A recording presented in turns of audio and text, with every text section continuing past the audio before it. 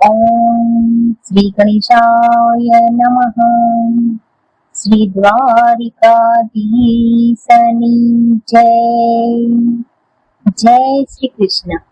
કાનાની પ્રિય ગોપીઓ, આપ સૌનું મારી ઓમ ડિવાઇન કથા યુટ્યુબ ચેનલ પર હાર્દિક સ્વાગત છે.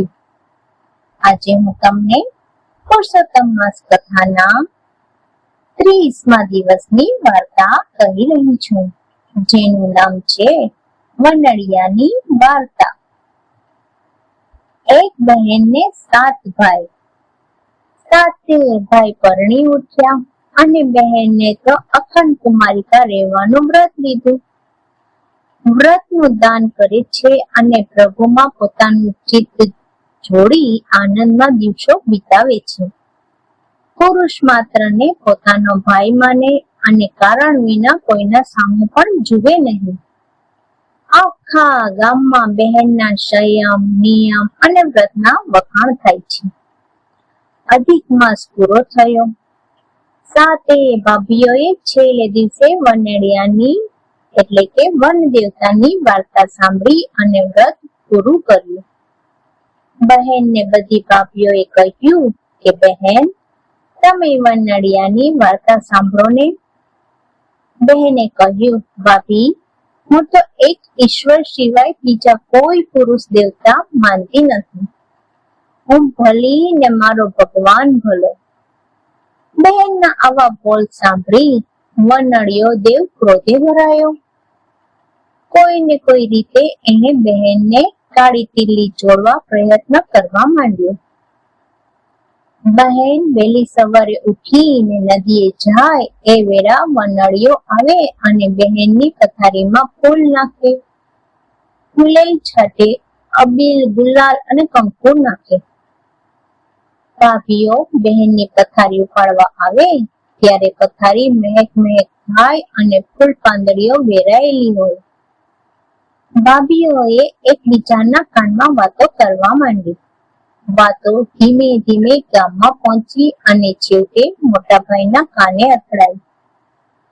મોટાભાઈએ વિચાર કર્યો, લોકો ગમે તે કહે, પણ આંખે જોયા સિવાય બહેન ઉપર આળસી રીતે ચડાવાય.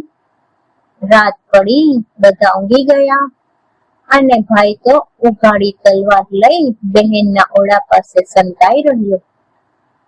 પરોઢિયું થવા આવ્યું. બહેન તો ઉઠીને નદીએ ગઈ. ત્યાં તો એક પુરુષ આવ્યો અને તેને ફૂલની પાંખડીઓ પથારીમાં વેરી, અબીલ ગુલાલ નાખ્યા અને ફૂલેલ છાટ્યું. પછી તે ત્યાંથી ચાલવા લાગ્યો. ત્યાં તો ખબરદાર, ઉભો રહે કહી મોટા ભાઈએ હાંક દીધી. વનડિયો ઉભો રહ્યો. ભાઈએ પૂછ્યું, તું કોણ છે અને શા માટે મારી બહેનના માથે કલંક ચડાવવા આવા કર્મ કરે છે? ભાઈ, હું વન દેવતા છું.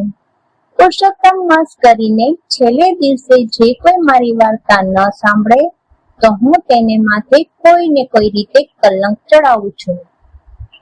બહેને મારી વાર્તા ન સાંભળી એટલે મારે આવું કરવું પડ્યું. શું કરીએ તો મારી બહેનનું કલંક ધોવાઈ જાય? મોટા ભાઈએ વનદેવતાને પૂછ્યું. વનદેવતા બોલ્યા, વાળને વડું, પાળને પૂરી, લહેરને લાડુ ને રાંકને રોટી. આપીને મારી વાર્તા સાંભળે તો તેને માથે ખોટું કલંક લાગે નહીં અને લાગેલું કલંક ધોવાઈ જાય. અમને એની સી રીતે જાણ થાય? મોટા ભાઈએ વનદેવતાને પૂછ્યું. વનદેવતાએ કહ્યું, આવતીકાલે રાજાએ બાંધેલા મંદિરને સોનાનું ઈંડું ચડાવવાનું છે. તે કોઈથી નહીં ચડે, પણ મારું વ્રત કરીને બહેન જશે તો તેના હાથે ચડશે. આટલું કહીને વનડિયો અંતર્ધ્યાન થઈ ગયો. બીજે દિવસે વનડિયાના કહેવા પ્રમાણે બહેને વાત સાંભળી અને વડા, પૂરીઓ, લાડુ કરી વનમાં મૂકી આવી. રંગરંજનોને રોટલા આપ્યા. રાજાએ મંદિર જણાવ્યું છે, પણ તેનું ઈંડું કોઈથી ચડતું નથી. રાજાએ ઢંઢેરો પીટાવ્યો છે કે છે કોઈ ગામમાં જતી સતી કે જે કાચે તાતડે કુવામાંથી નીરનો ઘડો ભરી લાવે, જો કોઈ હોય તો તેને મંદિરમાં આવવું. બહેન તો મંદિરે ગઈ. રાજા, પુરોહિતો અને ગામના માણસો બેઠા હતા. બહેનને જોઈ બધા એકબીજાના કાન કરડવા માંડ્યા. રાંડ શું કરવાની હતી? સતી થવાનો ઢોંગ કરે છે, પણ આજે એના સતનું પારકું થશે. ભલે આવી. બહેને કહ્યું, રાજન, લાવો ઘડો ને સૂતર, હું કુવામાંથી પાણી ભરી લાવું. રાજાએ સૂતર અને ઘડો આપ્યો. બહેને ભગવાનનું સ્મરણ કરતા કહ્યું, ભગવાન, જો મેં કોઈ પુરુષનું રટણ ન કર્યું હોય અને અખંડ કુમારિકા વ્રત પાળ્યું હોય તો મારી રાજ રાખજે.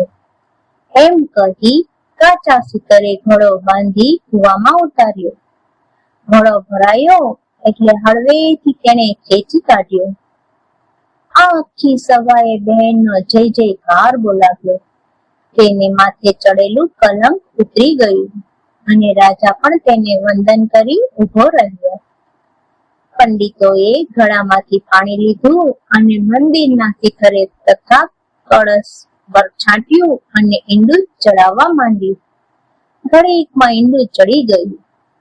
લોકોએ સાચી વાત જાણી એટલે વન દેવતાને કહેવા લાગ્યા, વનાળિયા તું વનડીશમાં, ભાઈની બહેનને તનડીશમાં, થોડા કલંક ચડાવીશમાં, સતમાં સપ જગાવીશમાં, તારો છે વનમાં વાહેવાસ, મારો પ્રભુ ચરણની પાસ. જય વન દેવતા, જય સતી બહેન, જય પુરુષોત્તમ ભગવાન. બોલીએ શ્રી પૂર્ણ પુરુષોત્તમ ભગવાનની જય.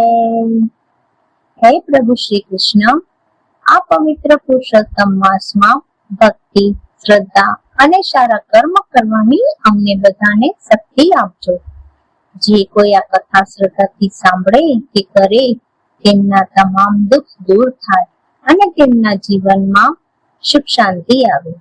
જો તમને આવી આધ્યાત્મિક કથાઓ ગમતી હોય તો વિડીયોને લાઈક કરો, મારી ચેનલને સબસ્ક્રાઇબ જરૂર કરજો અને આ કથાને તમારા પરિવાર અને મિત્રો સાથે શેર કરવાનું ભૂલશો નહીં. તમારો સાથ અને આશીર્વાદ હંમેશા મને આપતા રહેજો. તો ફરી મળીએ એક નવી ભક્તિપૂર્ણ કથા સાથે. આપ સૌને નીતા ત્રિવેદીના જય શ્રી કૃષ્ણ. રાધે રાધે.